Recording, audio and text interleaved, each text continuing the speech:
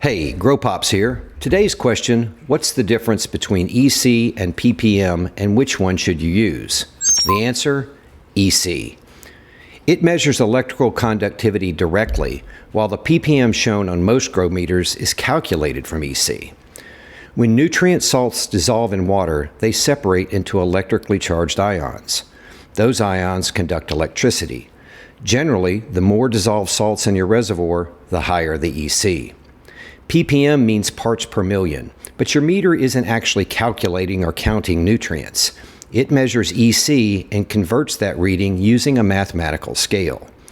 And because apparently hydroponics wasn't confusing enough, there are two common scales, 500 and 700.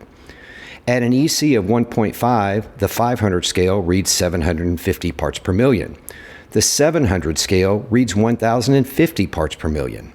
Same reservoir, same nutrients. Nobody's meter is broken. That's why a PPM recommendation is incomplete unless you know which scale is being used. EC avoids that problem because 1.5 EC is always 1.5 EC. If your meter displays microsiemens, 1.5 EC will appear as 1,500 microsiemens. Same measurement, different decimal point. Just remember, EC measures the total conductivity of everything dissolved in your water. It can't tell you whether your nutrient recipe is properly balanced.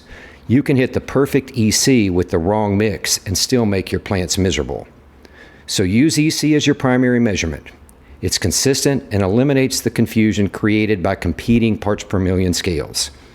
In the next videos, I'll cover the EC targets for each stage of growth. Have a grow question? Leave it in the comments. Let's grow.